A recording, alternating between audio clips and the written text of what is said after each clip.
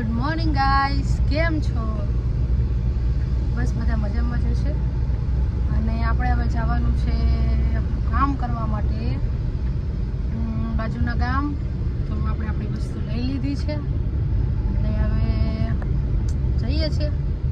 જોઈએ છે ક્યારે કામ પૂરું થાય, ક્યારે ભૂખ લાગી હશે તો ક્યારે જમવાનું થશે, એવું બધું જોઈએ. ચાલો તો મળીએ. આપણે લગભગ ત્યાં જઈને તો વિડીયો નહીં ઉતારીએ, પણ પછી મળીએ થોડા ટાઈમમાં. તમે જુઓ વસ્તુ છે. અત્યારે તો ખેતરને બધું વવાઈ ગયું છે ને, એટલે બહુ જ મસ્ત વ્યૂ આવે છે. બાકી આ રસ્તે હાલવાનું જ મન ના થાય એવું છે, પણ અત્યારે તો છે ને બહુ જ મસ્ત વાતાવરણ છે.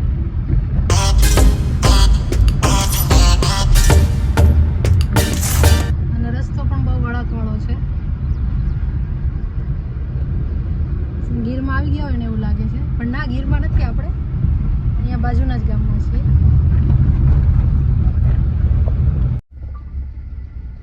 તો જુઓ ગાઈસ, આપણે આપણી મંજિલે પહોંચી ગયા છીએ. આની અંદર આપણે કામ છે આજે. તો કામ પતાવી અને મળીએ તમને.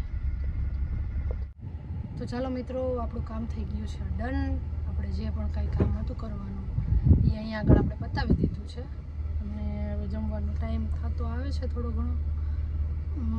જો આજે આપણે હોસ્પિટલે થોડુંક કામ છે, પણ અત્યારે આ ગામમાંથી આપણે કામ પૂરું થઈ ગયું છે. એટલે હવે આપણે જઈએ છીએ ઘરે અને જમી અને પછી ત્યાંથી પાછા આપણે હોસ્પિટલ જઈશું. થોડું ઘણું કામ છે પતાવવા માટે, તો બના રહેજો.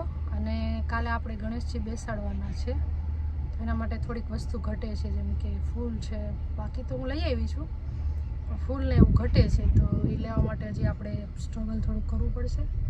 અને જોઈએ, ચાલો પછી તમને બતાવું આપણે શું શું તૈયારી કરી છે, વસ્તુ બતાવીશ. અને ગણેશજીની મૂર્તિ પણ લઈ આવ્યા છીએ, પણ એ નહીં બતાવું, એ તો કાલે બતાવીશ. ઓકે, તો બન્યા રહેજો.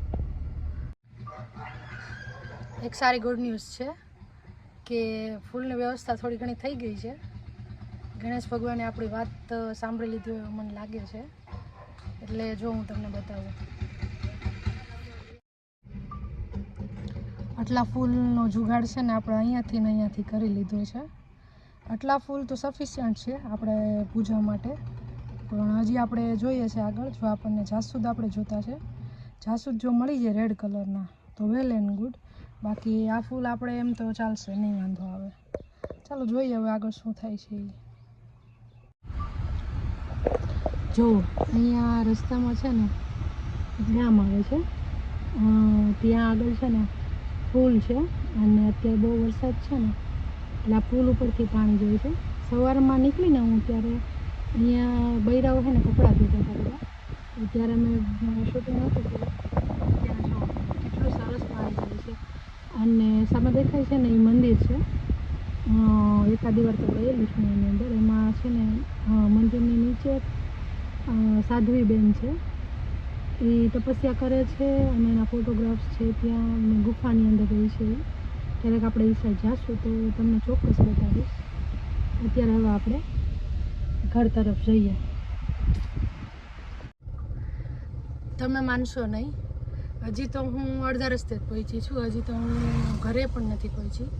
પણ ત્યાં જે વસ્તુ હું ધારું છું કે મારે આ વસ્તુ જોઈએ છે, એ વસ્તુ ગણેશ દાદા આપણને સામેથી આપે છે. ખાલી મેં વિચાર્યું હતું કે કદાચ હું કેળના પાંદડા મળશે ને તો એનાથી માંડવી સજાવીશ. અને જો દાદાએ આપણી વાત સાંભળી લીધી. બધી જ વસ્તુ સામે ચાલીને આવે છે. એટલે બહુ ખુશ છું હું કે જે રીતે આપણે બેસાડવી છે, જે રીતે આપણે ભગવાનનું આસન કરવું છે, એ રીતે થાય. અને ચાલો આગળ જોઈએ શું થાય છે, તમને બતાવું છું. તમે જુઓ છો એમ પાછી છે ને એક નવી વસ્તુનો જુગાડ થઈ ગયો છે. એટલે લગભગ મને નથી લાગતું કોઈ વસ્તુ આપણી ઘટશે, આપણે કોઈ વસ્તુ એમ. એટલે હવે છે ને ગામમાં જવાનું છે એક વસ્તુ લેવા માટે. હવે મળી જાય એટલે પછી આપણી બધી પ્રિપરેશન ફૂલફિલ થઈ જાય છે. અને પછી આપણે છે ને કાલ માટેનું તમને હું બધું બતાવીશ, તો બન્યા રહેજો.